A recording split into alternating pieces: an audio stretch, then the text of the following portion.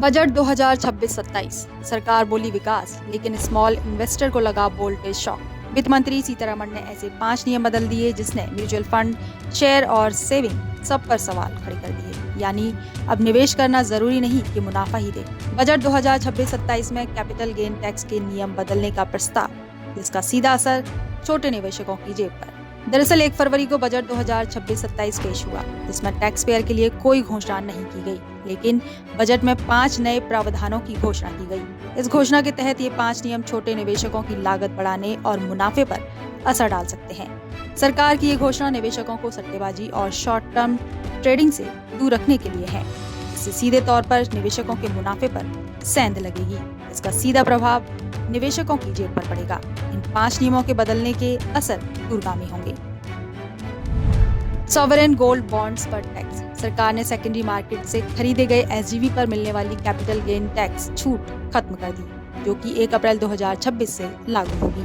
अगर इसे एसजीवी से खरीदते हैं तो 1 अप्रैल के बाद मैच्योरिटी तक रखने की योजना है, जबकि पहले यह फ्री थी। डेरिवेटिव्स पर ज्यादा टैक्स। इक्विटी डेरिवेटिव्स पर सिक्योरिटी ट्रांजैक्शन टैक्स (STT) लगता था, जिसकी दर 0.2% थी। अब इस दर को 0.05% कर दिया है, यानी 20 रुपए देने की बजाय 50 रुपए STT देने होंगे।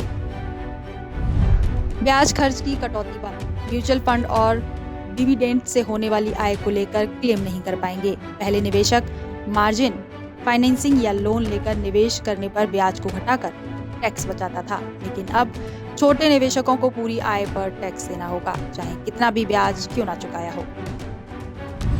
क्रिप्टो को खरीदने से पहले इसकी जानकारी लेना जरूरी होता है। इसकी गलत जानकारी पहले सामान्य बात थी, लेकिन अब 1 अप्रैल 2026 से क्रिप्टो ट्रांजैक्शन की जानकारी नहीं देने पर 200 रुपए की पेनल्टी देनी होगी और गलत जानकारी देने और ठीक नहीं करने पर 50,000 तक का जुर्माना लग सकता है।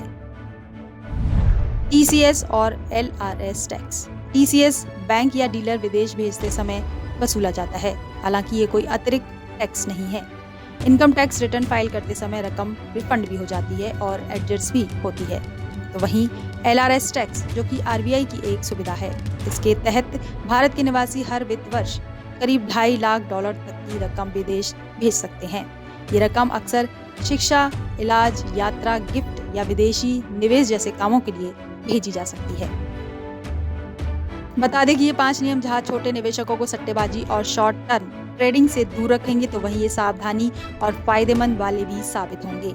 हालांकि टैक्स स्ट्रक्चर में बदलाव का प्रस्ताव स्मॉल SIP इन्वेस्टर की प्लानिंग बदलने का खतरा है, जिसमें उसे एक्स्ट्रा पैसा देना होगा। साथ ही पेपर वर्क का भी बोझ बढ़ा है। KYC और सख्त हो गई है। गलती होने पर फाइन भी देना पड़ सकता है।